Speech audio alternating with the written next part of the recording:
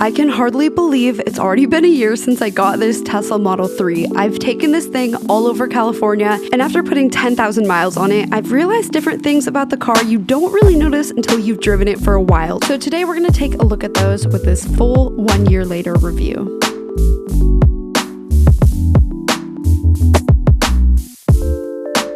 Before we get into everything, I wanted to let you guys know that Omaze is doing another giveaway. They're sponsoring this video like they did my other Tesla video. This time they're giving away a Tesla Model S Performance Edition, like honestly the most amazing Tesla I think you could get. And with that, they're also giving away $20,000, taxes and shipping, everything's taken care of. So the charity that this giveaway is going towards is called Give Power. Give Power is a nonprofit that's able to use their expertise in solar power to provide light, clean water and security to regions of the world that need it. So Omaze has teamed up with Give Power to help fund a solar water farm in regions of Colombia. Here's one of the water farms they've already made. These water farms basically get the salt out of the water so they can be used for drinking and farming. And since they're renewably powered, they're a really great long-term solution. So if you're interested in winning a Tesla Model S, go to omaze.com/Shelby to enter. All right, and now back to the Model 3. So let's start with the good things about the car. One thing that's really cool about having a Tesla is that you get software updates. This is something that a typical car is not going to get, and it's really just amazing to see your Tesla actually get better over time. So usually when you have a software update, you just get a notification on the app. You just click a button to install it. Most of them are about 25 minutes. So over the course of having my car, I've had probably over 8 software updates, some of them bigger than others, but just in a year, my car has so many more features now than it used to have when I first got it. So the craziest one that we've gotten recently is an app that lets you make music. So it's kind of like GarageBand or Logic or something like that, but still pretty basic. You can actually go through and pick different instruments, and then this little digital piano will roll up and you can record each part of the track. I'm not sure how, practical this is, but I think it's pretty cool. There's probably over a dozen different games now you can play while you're supercharging or parked waiting for someone. To be honest, I don't really ever play them, but I've definitely seen other Tesla owners playing them at superchargers. So all these games and apps and stuff, they're cool, but honestly, I don't use them that much, really just if I'm waiting for someone or if I'm supercharging. What's even cooler is how much better autopilot has gotten. The car has just gotten better at driving. In fact, it's gotten 5% faster. One of the software updates, it straight up made it faster. Don't ask me how, but they did it. I mean, what other car company does that? No one. No one. So you guys may remember when I first got the car, autopilot worked, but it really wasn't as good. It couldn't do this one freeway on-ramp. Get on here, let's see if it can do this. And we're merging. Honestly, wow. Wait, cruise not available, okay. When I was stopped, the other cars would be bouncing around, so you could tell that it didn't really know what was fully around it.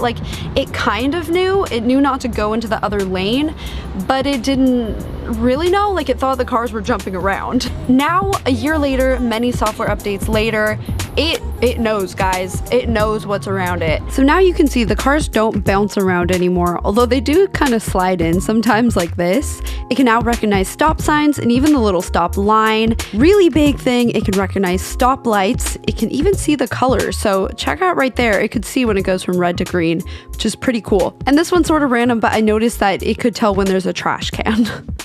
It can tell, what kind of car, like an SUV, or if it's a bike or just a person walking. So it's gotten a lot better in just a year. And it can do that freeway on-ramp now. It can take tighter curves like that. And I don't have the advanced autopilot, I just have the one that came with the car. So it can recognize stop signs and street lights now, but it doesn't actually stop for them yet. I do think they have the technology for them to do it, they just haven't released it because, it's a huge liability, and I don't think it's legal for them to release it yet. I don't know, but yeah, don't get a Tesla thinking it's gonna be fully self-driving quite yet, but it is cool to see that that technology is there, and they are pretty much staying on track with what they've said.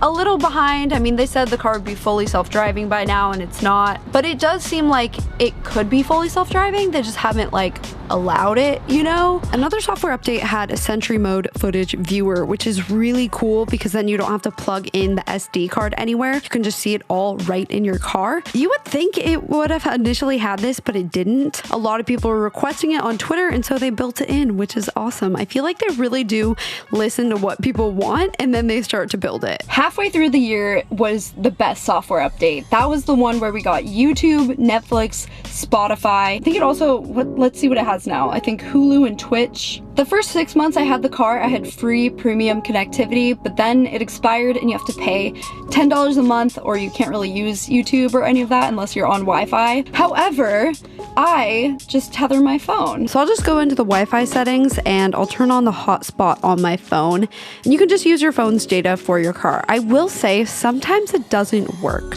I don't know why it does and doesn't work at certain times. Luckily, it seems that anytime I'm at a supercharger, it works, but for some reason when I was recording this part of the video, it was not working. We're having some issues. But I'd say like 90% of the time I can tether it. Sometimes it does get kind of weird though.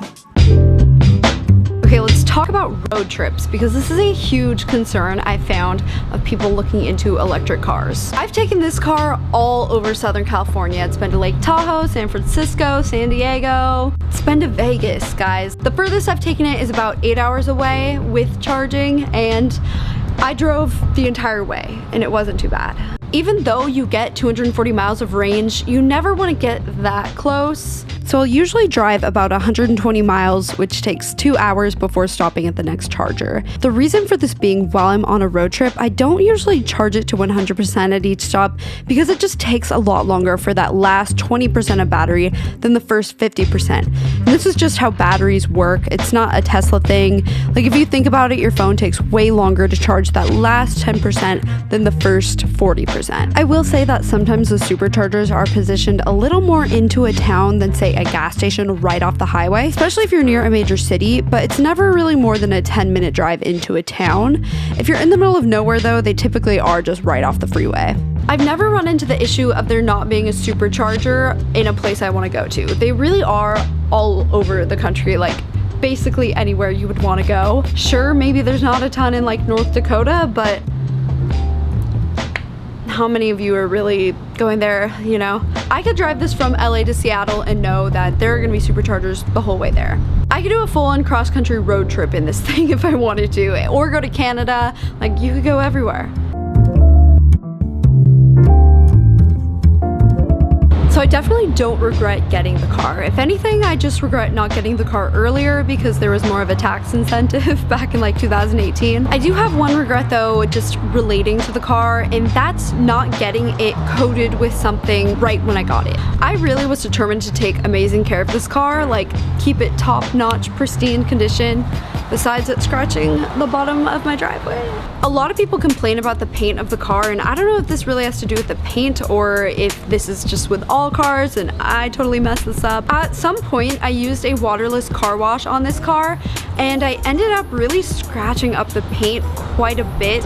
So you can really see it when the sun hits, all these little tiny, almost like microscopic scratch marks, but they're not microscopic, you can totally see them. And that is from me improperly washing this car. Apparently waterless car washes are still fine on Teslas, but I did not do it right. So this is how it should look. See how it's very smooth and shiny even in the direct sunlight? It's because this car has a protection film on it, so it's not gonna get chipped by rocks, and especially not by a stupid waterless car wash. Okay, they're not stupid, but I am bitter about it. You honestly can't really tell when you're in the shade, and most people probably never notice, but when it's in the sun, I can't unsee it. All I see are scratches everywhere. These little like microscopic looking scratches. It's totally my own fault. Like, I washed it wrong. I definitely did it wrong. But learn from my mistake, don't do the same thing. Maybe get it coated with something. I know a lot of people get a ceramic coating on their cars. I can't really speak to it because I've never done it. I would recommend getting some kind of coat on it. You can even get it wrapped just to protect it. But I mean, it's like a $40,000 car. You don't want to do what I did to it. Like, really, I put something on it. Like, people have told me you can get it buffed out, but I paid like $200 to get it buffed out and it was still there, so I don't know. So maybe I got scammed by this car wash or something, but basically just be really careful when you're washing this car, especially if it's black, because then it shows every little scratch and piece of dust.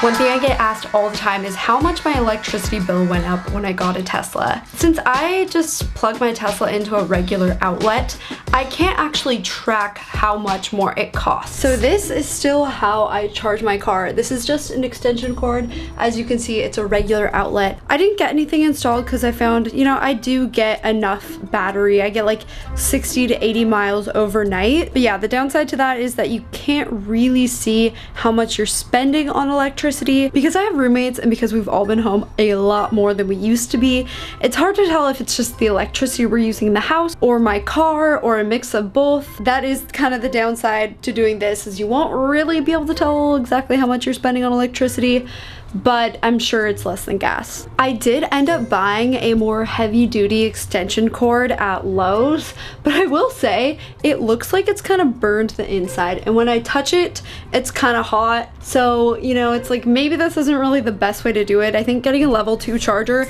if you own the home, is the way to go, but since I don't own this place, I just don't want to. 1 month I did track the kilowatt hours I drove, and then I did the math with the rate of kilowatt hours I'm charged in LA. I'm charged 17 cents per kilowatt hour. The Model 3 has a 50 kilowatt hour battery, so in total it's about $8.50 to fully charge it. In LA, my electric company gives a 2.5-cent discount if you get the level 2 charger installed. I did the math and you basically only save $1 each time you charge it, so not really worth it because it costs at least $1,000, I believe, to get a level 2 charger installed. Like I said, I only get like 60 to 80 miles of range each night, so I don't even fully charge it each day. I probably get a full charge like once a week. I also supercharge it sometimes, but I would estimate I probably spend between $30 and $40 per month more on electricity. On the higher end, it could be up to $60, but I highly doubt that it's more than that. Who knows though? Like I said, it's kind of impossible to tell because there's just a lot of other factors at play. Okay, so that pretty much does it for the 1 year later Tesla review. I didn't go over the basic stuff about the car because I figure I've done that in past videos quite a lot. So if you're interested in that, you can check out any of the number of videos I've already done about it. But all in all, I'll say I still love the car. I've had like no maintenance at all. The only maintenance I've had to do is, you know, my windshield wiper fluid is low. That's it. It's funny to think how hesitant I was to get the car when I was thinking about ordering it, because now, knowing what I know about it, I would 100% do it again. I love it. Can't say enough good things about it. There's like very few cons, I think, to having a Tesla. Really, the only time I wouldn't recommend it is if you can't charge at home. That's like it. That's the only time.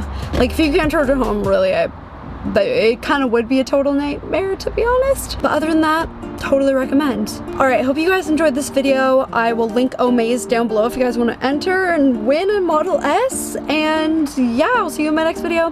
Bye!